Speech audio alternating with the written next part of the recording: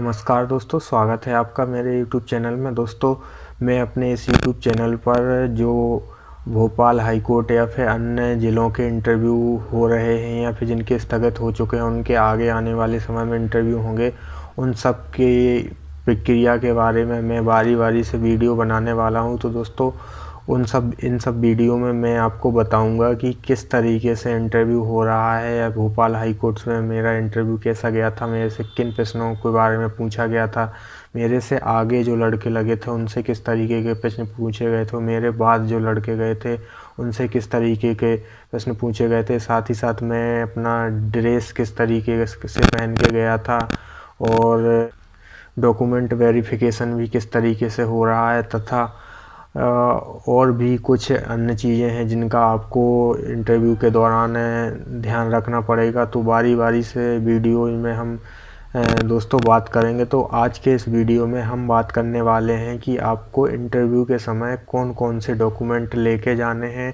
एवं उनका सीक्वेंस किस तरीके से जमाना है। जिस तरीके से मैंने अपना सीक्वेंस जमाया था, मैं उस तरीके से अपना सीक्वेंस भी बताने वाला हूं कि इस तरीके से आप जमा कर अपना सीक्वेंस ले जाएंगे डॉक्यूमेंट्स का, तो ना ही आपको बार बार परेशान होना पड़ेगा, ना ही जो डॉक्यूमेंट्स वेरिफिकेशन वाले अधिकारी या कर्मचारी रहेंगे वो आपसे कुछ भी नहीं बोलेंगे और आपका डॉक्यूमेंट वेरिफिकेशन एक ही बार में हो जाएगा।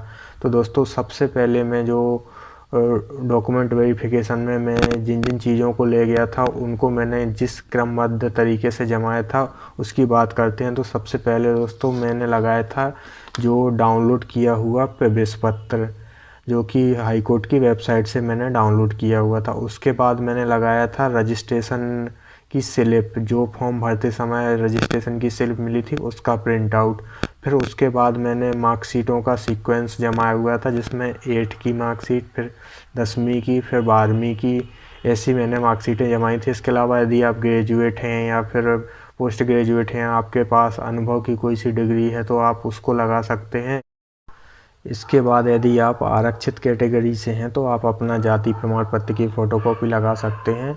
इसके बाद मैंने डॉक्यूमेंट्स के क्रम में अपनी निवास या मूल निवासी प्रमाण पत्र की फ़ोटोकॉपी लगाई थी। उसके बाद फिर मैंने अपनी जो ओरिजिनल आईडी प्रूफ है या फिर आपकी जो भी ओरिजिनल आईडी प्रूफ है, जैसे कि मेरा आधार कार्ड था तो मैंने उसकी फ़ोटोकॉपी लगाई थी। उसके बाद फिर मैंने अपनी समग्र आईडी की फ़ोटोकॉपी लगाई थी, जो कि उसमें कंपलसरी बिल्कुल नहीं है। इसके अलावा फिर मैंने अपने रोजगार पंजीयन की फ़ोटोकॉपी लगाई थी, जो कि बहुत ही कंपलसरी है। वहाँ पे कई सारे छात्र ऐसे थे जिनको वो बार बार रोजगार पंजीयन के लिए भगाया जा रहा था, जो लेकर नहीं आए थे। तो वहाँ पे काफ़ी समस्याएं उत्पन्न हो रही थी, क्योंकि पास में शॉप नहीं थी, दूर जाना पड़ रहा था, या फिर छात्रों को कई सारी समस्याएं हो रही थी। इसके अलावा यदि आपने ड्राइवर की पोस्ट के लिए अप्लाई किया है तो आपको अपने हैवी मोटर व्हीकल का जो लाइसेंस होता है उसकी फ़ोटोकॉपी भी लगानी है।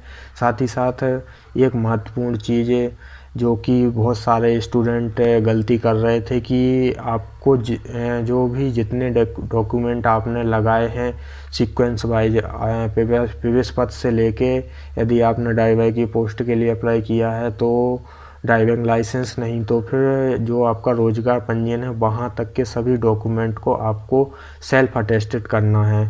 तो अब सेल्फ अटेस्टेड कैसे करना है, यदि आपको यह पता नहीं है तो मैं सेल्फ अटेस्ट के लिए भी आपको बता देता हूं, क्योंकि वहाँ पर जो अंदर अधिकारी चेक कर रहे थे या डॉक्यूमेंट वेरिफिकेशन कर रहे थे, वो बार बार चिल्ला रहे थे कि आप लोगों को डॉक्यूमेंट का सेल्फ अटेस्ट करना नहीं आता है, क्या क्या करोगे, ऐसा वैसा कई सारी चीज़ें बोल रहे थे। तो आपको डॉक्यूमेंट को सेल्फ अटेस्ट करने के लिए डॉक्यूमेंट में सबसे नीचे जगह होती है, फ़ोटोकॉपी में सबसे नीचे जगह, वहाँ पर आपको अपने हस्ताक्षर करने हैं। शुरुआत से लेके अंत तक सारे डॉक्यूमेंट में, चाहे वो फॉर्म हो, चाहे रजिस्ट्रेशन नंबर हो, चाहे एडमिट कार्ड हो, सब में आपको सेल्फ अटेस्टेड करना है। वहाँ पर कई सारे छात्र ऐसे थे जो बीच में साइन कर दे रहे थे या फिर ऊपर साइन करके सेल्फ अटेस्ट करके दे रहे थे, तो उनको बार बार भगाया जा रहा था, बार बार उनको फ़ोटोकॉपी करवाने जाना पड़ रहा था और काफ़ी परेशान होना पड़ रहा था।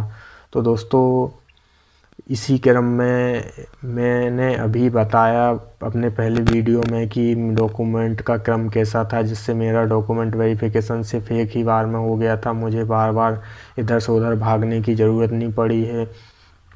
साथ ही साथ उन्होंने मेरा इंटरव्यू किस तरीके से लिया, मेरे से क्या पूछा, किन सब चीज़ों के बारे में डिस्कस किया, मेरा इंटरव्यू कैसा गया था, इन सब जानकारियों, इन सब चीज़ों के बारे में मैं आगे अपनी वीडियो बनाऊंगा या फिर अपनी जानकारी साझा करूंगा आप लोगों के साथ कि मेरा इंटरव्यू कैसा गया था तथा उन्होंने क्या क्या पूछा था। और मैं बाकी जो यूट्यूब पर लोग वीडियो बनाते हैं या फिर वीडियो में अपनी वॉइस डाल के स्क्रीन पे शो करके कि आपको इंटरव्यू में, हाई कोर्ट के इंटरव्यू में ये लेके जाना है, इन डॉक्यूमेंट्स को लेके जाना है, ना उनको डॉक्यूमेंट्स का क्रम पता होता है ना कुछ पता होता है। तो मैं उन लोगों की तरह नहीं हूँ। मैं आपके सामने प्रत्यक्ष रूप से विथ उदाहरण आपको प्रस्तुत करूंगा कि ये मेरा एडमिट कार्ड है और मैं इंटरव्यू देने गया था, मेरा इंटरव्यू ऐसा गया था। तो उन लोगों की अपेक्षा मुझे लगता है कि आपके सवालों का जवाब मैं आसानी से दे सकता हूं। तो आपके यदि कोई ऐसा सवाल है जिसके बारे में आपको जानकारी चाहिए है या फिर कुछ ऐसी दिक्कत है जिसका आपको सॉल्यूशन नहीं मिल रहा है, तो आप कमेंट सेक्शन में कमेंट करके बताएं। और यदि चैनल पर नए हैं तो आप चैनल को सब्सक्राइब कर लें, ताकि मैं अपने जो अगले वीडियो डालूं, अगले इंटरव्यू से संबंधित डालूं, जैसे अभी भोपाल हाई कोर्ट के वर्तमान में इंटरव्यू चल रहे हैं, इसके अलावा जिन ज़िलों के स्थगित हो गए थे तो उन ज़िलों के भी इंटरव्यू अभी होने हैं। तो उन सब के बारे में आपको जानकारी आसानी से उपलब्ध हो जाएगी। इन सब चीज़ों को व्यवस्थित कैसे करना है, क्या पूछा जाता है, या फिर इंटरव्यू में जो क्वेश्चन पूछते हैं उनको आपको किस तरीके से देना है, कपड़े कैसे पहनने हैं, इन सब चीज़ों के बारे में मैं अपने इस वीडियो की सीरीज में डेली 1 या 2 वीडियो डालने की कोशिश करूँगा, जिससे कि आपको आसानी से चीज़ों के बारे में पता चल सके। तो वीडियो देखने के लिए आपका बहुत बहुत धन्यवाद। यदि आप वीडियो में यहाँ तक आए हैं तो मैं आपको अप्रिशिएट करना चाहूँगा। आप ऐसे ही वीडियो देखते रहिए, एंजॉय करते रहिए।